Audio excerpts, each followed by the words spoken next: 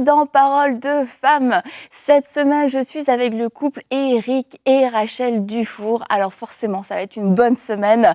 Et nous parlons des ennemis du couple. Hier, je vous encourage à regarder l'émission. D'ailleurs, hier, on a fait une émission sur la sexualité. Pourquoi on arrive à une sexualité qui n'est pas si épanouie. Et Rachel et Éric, vous nous avez donné déjà beaucoup de clés, beaucoup de bons trésors hier dans cette première émission. Et on va continuer aujourd'hui avec vous deux. Et ce qui me fait penser que je ne vous ai absolument pas présenté, parce que j'ai l'impression que le monde entier vous connaît. Et Éric et Rachel, pourquoi vous présenter? Mais quand même, on va vous présenter rapidement. Mon équipe et moi, vous présenter rapidement. Donc, vous êtes pasteur. Vous êtes aussi missionnaire. Vous avez été missionnaire. Et maintenant, vous êtes au Colorado. Enfin, vous partagez votre temps entre le Colorado et la France parce que vous êtes aussi thérapeute et des pasteurs à l'église Emilka à Paris. Donc, tout ça dans une seule vie. Et on est aussi parents. Oui, et grands-parents. Ouais. On a un petit-fils, Clovis, qui est juste magnifique. Comme ça, le monde entier le saura. Moi, je suis une fière mamie. Clovis, j'aime trop ce prénom. Clovis, il est extraordinaire. Oui, c'est très beau. Et donc, tout ça dans une seule vie, bien entendu. Voilà, c'est ça. C'est parce qu'on est encore très jeunes. Donc, en fait, on voyage, etc. Mais on fait à peu près 6 mois aux États-Unis où on habite. Et puis, 6 mois le reste de l'année. Principalement la France, mais aussi l'Asie du Sud-Est et d'autres endroits où on a des conférences sur le mariage, sur la mission, sur plein de choses. On a beaucoup de bonheur de servir Dieu et ceux qui le servent un peu partout dans le monde. Ça fait combien de temps que vous servez le Seigneur maintenant? Plus de 30 ans. 31 ans. 31 ans, waouh, 31 ans, puis c'est ça que je trouve intéressant dans votre parcours, c'est les différentes choses que le Seigneur vous a amené à faire. Oui. Et c'est sûr que du coup, c'est comme un grand ministère, parce que vous avez fait tellement de choses, missionnaire au Laos pendant 8 ans. Pendant 8 ans, Pendant 8 ans, c'est ça.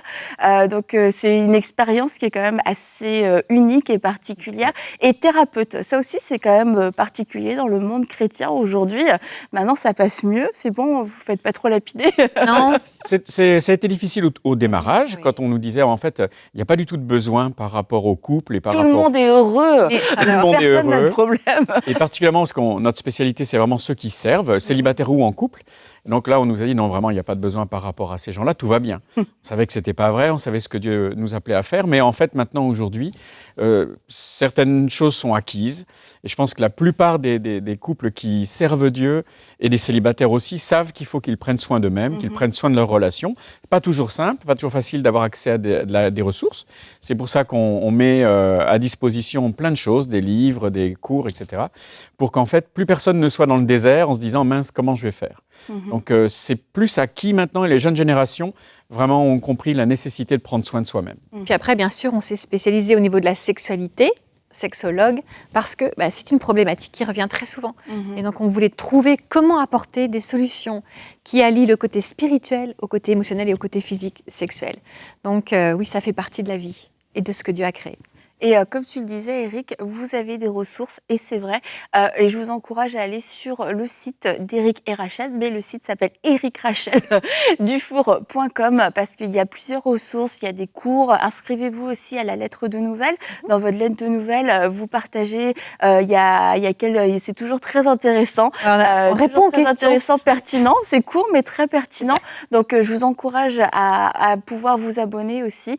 Si vous voulez grandir, être enseigner et avoir accès à toutes leurs ressources et ne pas manquer aussi, vous donner des nouvelles. On peut savoir qu'est-ce que vous faites un petit peu, etc. Où est-ce qu'on est dans le monde et puis en fait, il y a tellement de personnes, et merci à tous ceux qui nous suivent, on est très reconnaissants pour chacun de vous, mais tellement de personnes qui arrivent avec des questions, des problématiques, qu'on s'est dit c'est peut-être le meilleur moyen de répondre. On fait des petites vidéos de 3 minutes. On se régale toujours parce que vous avez toujours des questions. Top. Et donc voilà, on essaie de répondre le plus possible. En tout cas, merci beaucoup. Merci. Et aujourd'hui, on va continuer sur les ennemis du couple et on va parler du non-pardon et du manque de confiance. Et peut-être que quelquefois, vous n'avez pas mis de mots sur ce que c'était la racine du problème. Et je crois qu'au fur et à mesure qu'on va pouvoir dérouler dans cette émission, les choses vont s'éclaircir et vous allez vous dire « Ah oui, en fait, c'était ça. C'est pour ça parce que c'est ça ça un peu le non-pardon, c'est que ça produit un fruit qui est mauvais, mais quand on voit juste le fruit, quelquefois on se dit « Ah, c'est ça le problème », mais en fait, c'est juste des conséquences de la vraie racine. Alors, comment faisons-nous pour traiter le non-pardon ? Déjà, le pardon, c'est l'oxygène de l'amour. C'est-à-dire que je ne peux pas espérer aimer mon conjoint, continuer de l'aimer et progresser si je ne prends pas conscience que j'ai du non-pardon dans mon cœur. Donc le non-pardon peut être provoqué par plein de choses. Il y a toutes sortes de blessures et la première chose à réaliser, c'est que malgré notre amour, on peut se blesser mutuellement. On peut se blesser mutuellement sur plein de sujets différents. Les beaux-parents, les enfants, l'autre, parce que j'ai eu un comportement négligent par rapport à ma femme, ou bien ça peut être tellement de choses.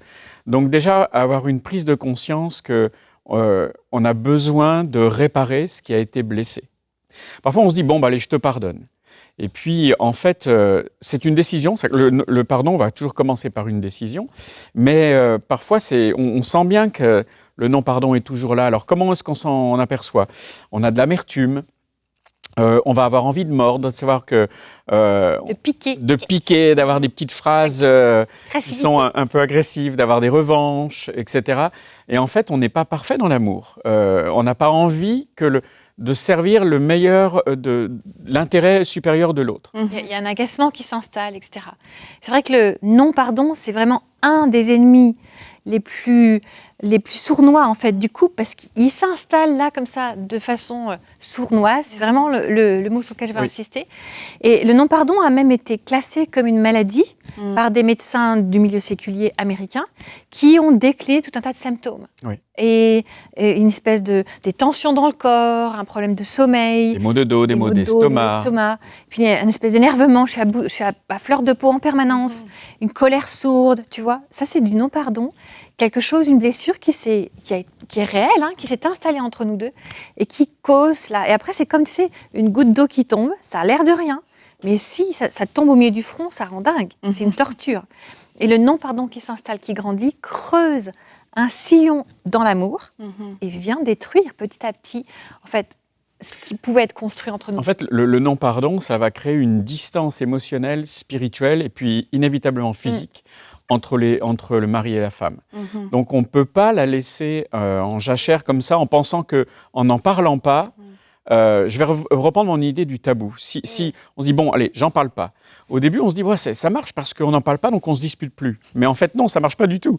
Et puis pire, le tabou, c'est le cancer du couple. C'est-à-dire que ça va pas rester sur un sujet, ça va s'étendre sur plein d'autres. Et donc, au bout du compte, on n'a rien aidé du tout. Au contraire, on a permis à une distance de s'installer entre nous qui va petit à petit nous amener à ne plus se connecter et on met notre couple en danger, en fait. Donc, prise de conscience que le non-pardon ne m'amène nulle part, même si au début, ça semble plus confortable parce qu'on ne gère pas le problème. Alors qu'en fait, le vrai courage, c'est de se dire, OK, il y a quelque chose entre nous qui s'est installé, il faut qu'on en parle. Et ça va demander des discussions qui peuvent être complexes. Et la bonne nouvelle, c'est que Christ est mort sur la croix et ressuscité pour que nous puissions pardonner. Donc en fait, vraiment, cette notion de pardon, c'est le cœur du projet de Dieu pour notre vie.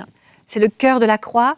Il y a un coût extraordinaire au fait que je puisse être pardonné et que je puisse pardonner. On se ressent sur la croix et grâce à ce que Jésus a accepté de vivre pour nous, on va pouvoir vraiment pardonner et être vraiment guéri. Alors en fait, le non-pardon, c'est déjà on se dit, bon, c'est entre mon conjoint et moi. Non, en fait, c'est pas là d'abord. C'est d'abord entre Dieu et toi. Et j'ai pas le choix. Si je veux être en paix et en règle avec Dieu, j'ai besoin de choisir de pardonner. Alors parfois, ça va prendre un petit peu de temps. Des fois, on nous dit, oui, dépêche-toi, pardonne. Non. Si je pardonne trop vite, je ne sais pas ce que je pardonne. J'ai besoin des fois de me poser et de me dire, OK, c'était quoi l'offense et qu'est-ce qui m'a été pris, c'est quoi ma blessure. Donc j'ai besoin de regarder à ma blessure pour savoir ce que je vais pardonner. Parfois, on a même le droit d'être en colère quand quelque chose vraiment a fait très mal. C'est pas anti-chrétien de vouloir considérer sa colère et se dire c'est pas juste ce qui m'est arrivé, c'est inacceptable, etc. Ça veut pas dire j'ai le droit d'aller crier sur l'autre ou lui taper dessus, pas du tout. C'est pas ce que je suis en train de dire. Je vais souligner ce que tu as dit. Ça se passe entre Dieu et toi. Oui.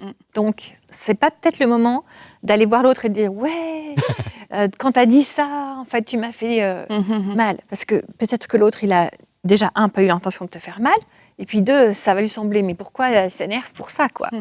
C'est la mauvaise période du mois ou je ne sais quoi, tu vois? Ce genre de réflexion. Mais non, si j'ai une grosse douleur, j'en parle à Dieu. Oui. Donc oui, on se donne la permission de vider son sac. Donc on vide son sac devant Dieu, on prend le temps de laisser les émotions sortir. Il vaut mieux qu'elles sortent quand je suis seul à seul avec Dieu, plutôt que justement elles sortent entre nous. C'est pour ça qu'il faut éviter des fois la réaction à chaud. Peut-être que j'ai besoin d'un temps de pause, d'aller devant Dieu, de commencer à évacuer la pression devant Dieu. D'aller prendre l'air. D'aller prendre l'air, oui. Et puis c'est là que je vais régler la question avec le Seigneur. Peser l'offense qui m'a été faite et de choisir, parce que ça démarre par une décision, ok, je choisis de pardonner. Savoir que je ne vais pas garder ce qui m'est arrivé comme un as que je mets dans ma manche et que, hop, je peux ressortir dans toute discussion à tout moment. Je choisis de le mettre sur la table devant Dieu et de l'abandonner. C'est ça, parce que quand on ne pardonne pas, on reste coincé dans un événement douloureux. Et donc, ça devient un filtre qui teinte tout ce qu'on va vivre. Si, supposons qu'Éric ait dit une parole qui m'est blessée, et que je ne le traite pas, tout ce qu'il va dire, ça va être teinté de cette espèce d'amertume là, liée à quelque chose dont il n'aura peut-être même pas conscience. En fait. Donc vraiment, on prend le temps de se dire, voilà, ça m'a fait mal, je choisis de pardonner. Et il faut intégrer que le pardon, c'est un processus. Ça ne se décide pas en une seconde et tout est réglé et on se réveille et c'est bon, on tourne la page. Non, il faut accepter de regarder en face, choisir de pardonner et régler avec Dieu aussi. C'est entre Dieu et moi que ça se passe. Il y a plusieurs façons de le faire. Oui. Je vais en donner une, mais elle n'a rien de magique. Et il y en a plein d'autres. Mais c'est par exemple, on peut prendre une lettre et si on a besoin de pardonner à son conjoint, c'est pas une lettre qu'on va envoyer, surtout pas. On lui envoie pas. Merci de le préciser. Sur la table au café le matin. Je le répète, on n'envoie pas cette lettre. On la laisse pas traîner le matin comme si on l'avait oubliée sur la table à côté du café. Oups. Non, c'est une lettre qu'on écrit pour soi-même et avec Dieu. Et la première partie, c'est un peu la partie accusatoire. Voilà, j'en peux plus, ce que tu m'as fait, etc. Et on vide tout. On le met sur le papier, puis après, on va dire, bon, ok, maintenant, je prends la décision, même si je ne le ressens pas encore, même si j'ai encore envie de t'étrangler un petit peu, figurativement parlant. On l'écrit en petit caractère. Voilà. Bon, ok, maintenant, je te pardonne pour m'avoir oublié que j'étais là, etc. Avoir dit un mot de travers. Après, on demande pardon à Dieu, parce qu'en fait, c'est Dieu qui nous demande de pardonner. Comme nous-mêmes, nous avons été pardonnés, eh bien, j'avais oublié de le faire ou j'avais pas envie de le faire. Parce que des fois, on aime bien ronger son frein un petit peu et puis garder ça parce que ça fait un bout de temps que ça chauffe. Et Seigneur, pardon, je l'ai gardé un peu trop longtemps. Et puis, maintenant, je veux aussi prendre ma part de responsabilité. Pardonne-moi, Seigneur, d'avoir gardé ça trop longtemps. Je te demande pardon, mais aussi pardonne-moi. Et puis, ensuite, sur un autre bout de papier, très important, un autre morceau de papier, on va dire, voilà, maintenant que j'ai pardonné, et ça, c'est super important, comment je me projette sans cette rancœur, sans ce « attends, tu vas voir ce que je vais faire avec ça ». Maintenant que je l'ai laissé entre les mains de Dieu, je ne vais pas le récupérer. Donc, comment est-ce que je vis et qui je suis sans ça ? Ben voilà, je vais te reconsidérer différemment. Je vais reprendre une relation différente, une discussion. Je vais pouvoir discuter avec toi de cette phrase qui m'a fait du mal pour plus qu'on la réutilise peut-être. Mais comme on aura enlevé le pu, on va pouvoir passer dans une phase de construction l'un avec l'autre. Je ne vais pas essayer de gagner la discussion. Tu as vu ce que tu m'as fait et pan, et je te mets la tête sous l'eau un peu plus. Pas du tout. Je comprends que j'ai plus l'envie de gagner seul, mais j'ai l'envie qu'on soit gagnant-gagnant. Et en fait, l'objectif du pardon, c'est aussi ça. Donc, quand j'ai fini d'écrire toute cette lettre, et s'il y a des émotions qui sortent, c'est important de les laisser s'exprimer. Je me mets tout seul devant une chaise vide ou devant un lit où il n'y a personne. Et j'imagine que mon mari ou ma femme vient s'asseoir face à moi. Je vais lui dire, écoute, viens t'asseoir, j'ai quelque chose à te dire. Et vous lui lisez la lettre à haute voix, comme s'il était là. Mais s'il vous plaît, vous ne le faites pas quand il est à la pièce d'à côté où il pourrait entendre. Hein. En criant. Seigneur, fais qu'il entende. Non. Et on le fait comme si la personne était là. Et vous allez voir, au bout de quelques secondes, c'est vraiment comme si on était face à cette personne. C'est notre conjoint, donc on l'imagine facilement. Et ça va sortir. Et là encore, s'il y a des émotions, c'est thérapeutique. Laissez les émotions s'exprimer. On est âme, corps et esprit. Il faut que notre âme, elle puisse s'exprimer à ce moment-là. Et quand on a terminé de lire toute cette lettre, toutes les parties, On va choisir de détruire comme vous voulez. Vous détruisez la partie accusatoire et surtout, vous ne la gardez pas ni dans votre ordinateur, ni dans votre téléphone, nulle part. Et vous regardez par contre uniquement avec vous la partie où, voilà, maintenant que j'ai pardonné, voilà comment ma vie va être différente, voilà comment on va réengager, voilà comment on va se repositionner par rapport à ce point de vue dans notre relation. Et une fois que c'est fait, eh bien, on garde ça. Parce que notre conjoint ne va peut-être pas changer du jour au lendemain et on aura peut-être besoin de reprendre cette partie où je reprends position et de se la répéter à haute voix. Non, mais voilà ce que j'ai choisi par rapport à Rachel à nouveau de faire ou de vivre. Et on en a beaucoup parlé de cet exemple, cet outil qui est la lettre de pardon, mais ne repousse pas l'idée en fait, parce que vraiment le thème c'est de combattre les ennemis du couple, vraiment, même si c'est quelque chose que tu as déjà fait, tu dis ouais mais j'ai déjà essayé et ça recommence parce qu'il me fait à nouveau mal. Bah oui, mais la Bible nous dit tu pardonnes 70 fois 7 fois. Tu y reviens s'il faut. Parce que c'est comme des écharpes que tu enlèves sur ta peau, une épine dans ton pied. Tu vas ramener de la guérison et puis ça va relancer cette dynamique de je continue de construire mon couple, etc. Donc si tu as l'impression que tu es coincé, qu'il y a un agacement permanent avec ton conjoint et que vous êtes bloqué, il y a comme un plafond que vous n'arrivez pas à dépasser, peut-être que ça vaut le coup de refaire une petite lettre. Et si tu n'en as jamais fait, waouh, tu vas te sentir tellement plus Est-ce que ça libre. peut devenir un livre, du coup Oui, c'est pour ça qu'on les brûle à chaque fois. En 3 volumes. C'est vrai, il y a des fois des femmes qui me disent... Quand tu as tellement accumulé, Voilà. tu te dis, attends, la lettre...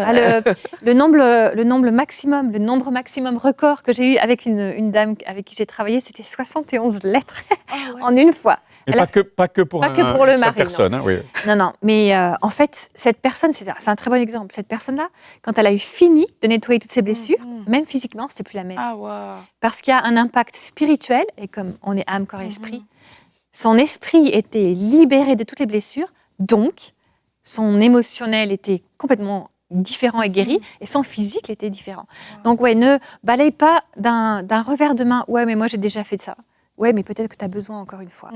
Et peut-être que tu auras besoin encore une fois demain. Parce que c'est vrai que parfois, sans le faire exprès ou intentionnellement, on se fait du mal dans le couple.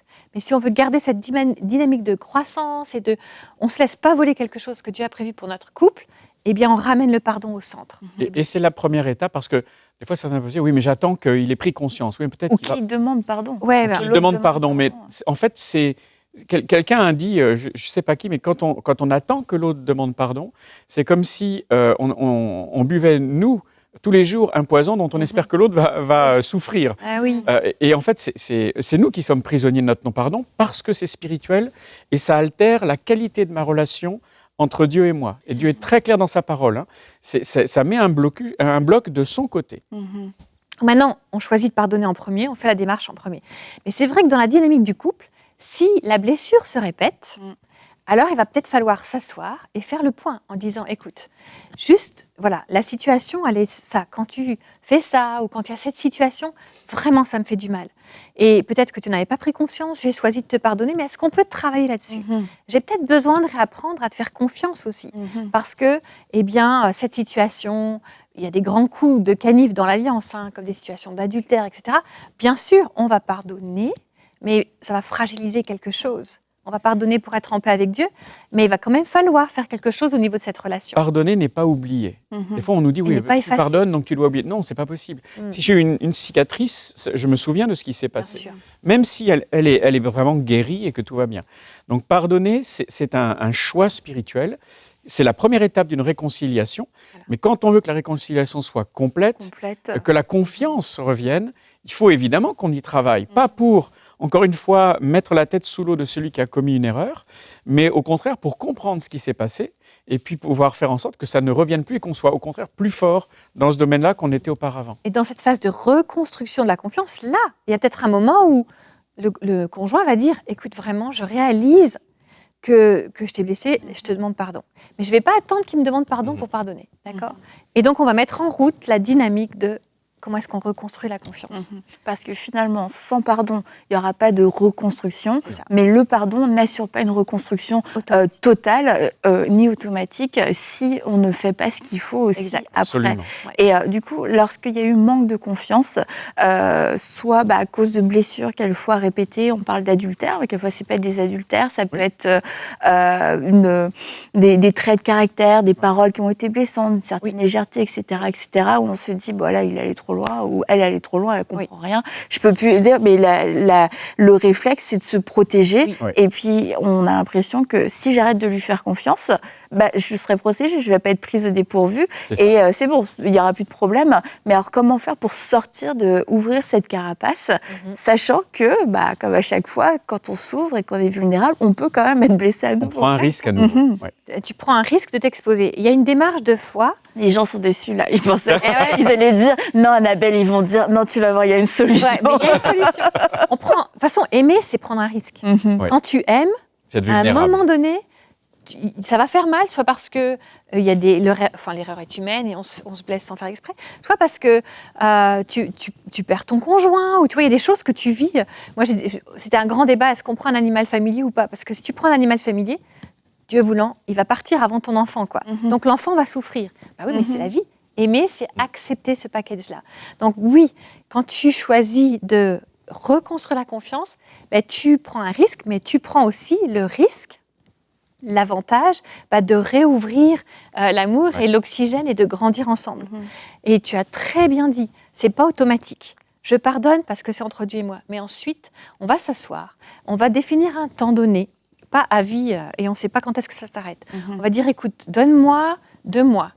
Là, vraiment, cette action à répétition, cette situation avec la belle famille, on ne sait rien, m'a fait du mal. Est-ce que pendant 2 mois, on peut être intentionnel et travailler sur ce point-là? Quand on est dans ta famille, ou voilà, s'il te plaît, est-ce qu'on pourrait faire attention à prendre des bonnes habitudes pour que, je sais pas, moi, tu me protèges des agressions de ton frère, je dis n'importe quoi. Et donc, pendant 2 mois, on va être intentionnel et tu vas faire attention. Si jamais il dit quelque chose de négatif contre moi, s'il te plaît, tu interviens. Ça va m'aider à reprendre confiance en toi. Et je pense que j'ai besoin de 2 mois pour que ça se mette en place. Voilà, on donne une durée, on donne des actions pratiques que l'autre va pouvoir faire pour regagner ma confiance. Et même des actions qui peuvent parfois être extraordinaires de ce dont j'ai besoin au quotidien. Par exemple, si j'ai surpris des textes entre toi et une collègue de travail où le texte, à mon sens, allait trop loin, eh bien, je te demande pendant 2 mois, et il y a une date limite, comme tu l'expliquais très bien, parce qu'il faut qu'à un moment donné, on puisse être autant la personne blessée que l'offenseur, être libéré de cela. C'est comme une épée de Damoclès constamment au-dessus de notre tête. On ne peut pas vivre comme ça, ni l'un ni l'autre. Donc pendant 2 mois, sans que tu te mettes en colère ou quoi que ce soit, je veux avoir un accès à tout moment à ton téléphone et pouvoir consulter tes textes. Est-ce que je veux ça pour toute ma vie? Non. Mais pendant une période donnée, j'ai besoin d'avoir accès de cette façon-là, sans que tu te mettes en colère ou quoi que ce soit, pour que je sache que, je peux être en sécurité, ça n'existe plus. Donc c'est uniquement des mesures extraordinaires dont je n'ai pas besoin tout le temps, mais pendant cette période-là de reconstruction de la confiance, c'est comme un contrat qu'on fait moralement. On peut même aller jusqu'à le signer entre nous deux, mais je m'engage à ce que tu aies accès à mon téléphone et que je ne dirai jamais rien, mais c'est simplement parce que il y a eu une offense dans ce domaine-là, tu as besoin de ça pour reconstruire. Et là, on en ressort grandi. Ça, c'est des cas où il y a eu vraiment un accroc à la confiance entre nous deux. Mais parfois, il peut y avoir un accroc à la confiance parce que quelqu'un d'autre m'a fait du mal. Supposons que j'ai vécu des abus avec des hommes. Il se peut que je regarde mon mari au travers de ces filtres de blessures du passé. Et donc, je n'aurai pas confiance dans les hommes. Donc, j'aurais du mal, en général, donc j'aurais du mal à avoir confiance. Ça, c'est difficile pour l'autre parce qu'il se dit, mais je le prends pour tout le monde, en fait. Voilà. Oui, et dans ce cas-là, on peut utiliser le même principe, en fait. Écoute, je réalise, on en discute. Peut-être qu'il faut que je pardonne aux hommes. Je fais une lettre aux hommes en général, une lettre de pardon. Et peut-être qu'on s'assied, on dit, voilà, vraiment, on se rend compte qu'il y a comme un filtre et tu mets tous les hommes dans le même paquet. Oui, eux t'ont fait mal, mais moi, je ne suis pas eux.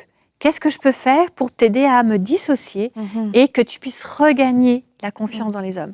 Et dans ce cas-là, moi, je pourrais dire, écoute, j'ai vraiment besoin que tu travailles sur tel aspect de la façon avec laquelle on se comporte en public ou quand on est seul, parce que j'ai eu peur quand j'étais seule. Par exemple, tu me parles avant de me toucher.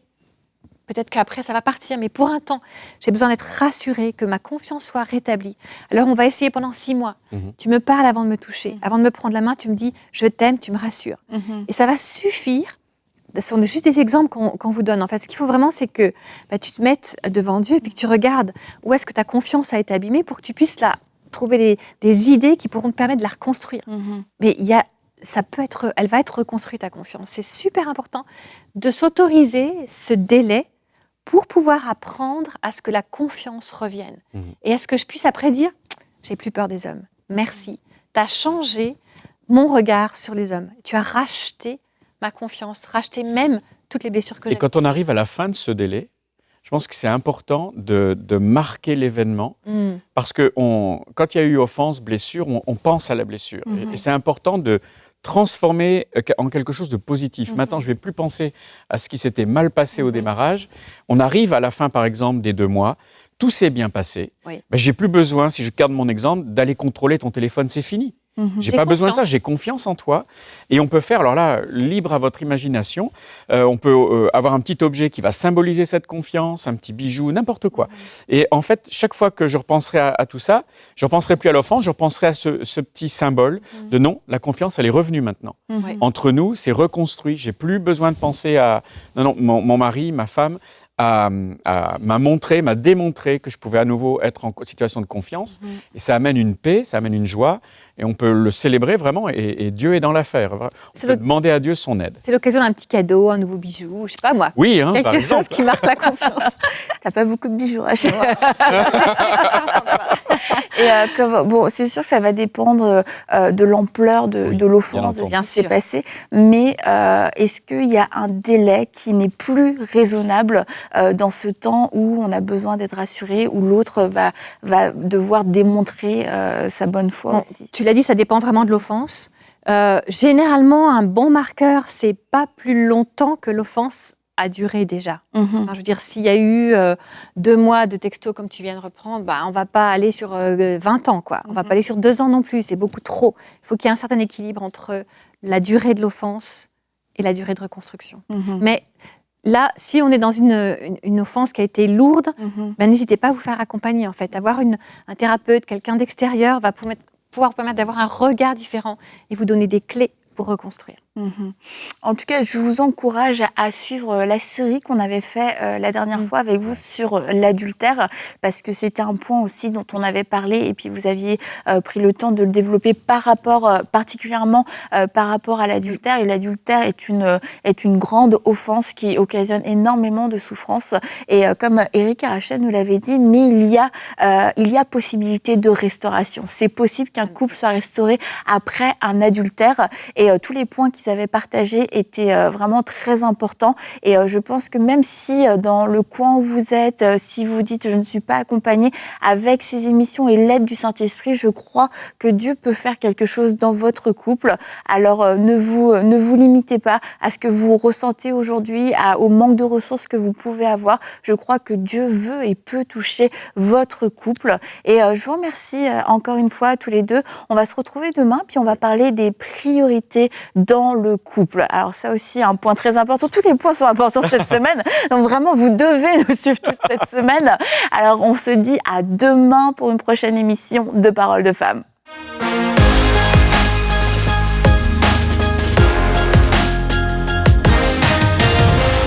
Dans ce lieu, dans cet auditorium, Frank, nous croyons que nous allons recevoir parmi les plus grands serviteurs de Dieu de la planète qui vous béniront par leurs enseignements. Et on croit qu'on va vivre des temps très, très forts parce que Dieu fait de belles et de grandes choses dans ces temps de la fin. Et on croit que de ce lieu, les gens vont pouvoir être bénis là où ils se trouvent dans leur maison. Et non seulement ça, mais que des personnes, Jérémie, vont venir de partout pour être rafraîchis spirituellement. On croit que Dieu veut faire de belles choses dans la francophonie et qu'il n'a pas terminé d'agir avec force et puissance par son esprit. Ça va être extraordinaire, ça va être glorieux et tout ça, ça va être rendu possible grâce à vos dons. On vous encourage à rejoindre dès maintenant les 5000 semeurs et faire votre don sur emcitv.com/5000. Soyez bénis. Semons dès maintenant pour vivre une grande moisson à travers les projets du Centre EMCI. Pour faire votre don, rendez-vous sur emcitv.com/5000. Vous pouvez donner en une seule fois ou en plusieurs mensualités.